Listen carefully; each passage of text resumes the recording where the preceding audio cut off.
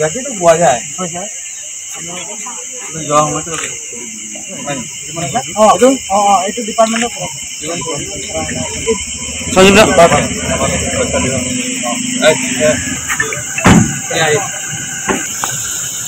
গাহৰি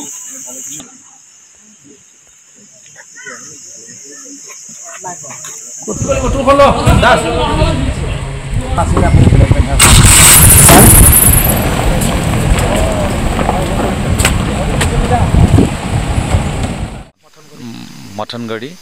আৰু তাত এটা নিশ্চয় মিউজিয়াম কৰা হৈছে আৰু কিছুদিন আগতে অসমৰ ৰাজ্যপালে তাক উদ্বোধন কৰিছিল তালৈকে যোৱা হ'ল আৰু দেখিছোঁ ৰাস্তাবিলাক অৱস্থা ভাল নহয় আৰু নিশ্চয় এই বিষয়ে আমাৰ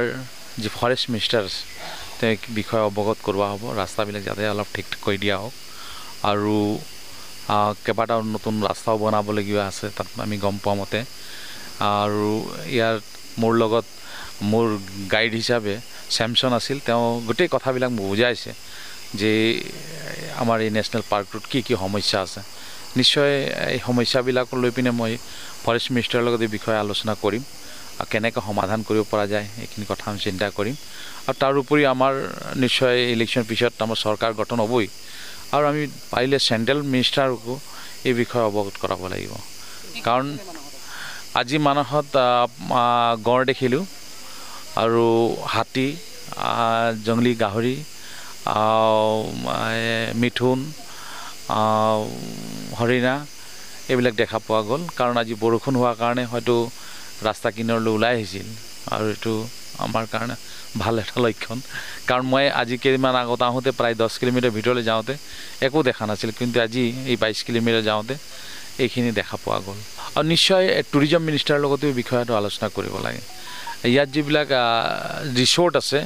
এই ৰিসৰ্টবিলাকক অলপ সহায় কৰিব পৰা যায় নেকি ইতিমধ্যে আপোনালোকে গম পাইছে যে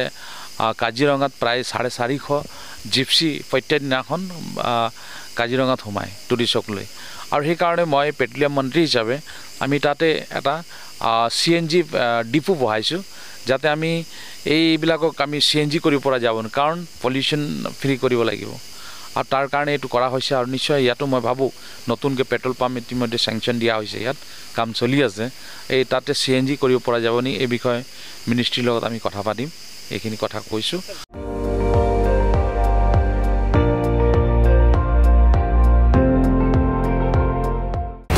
আপুনি চাই আছে ND24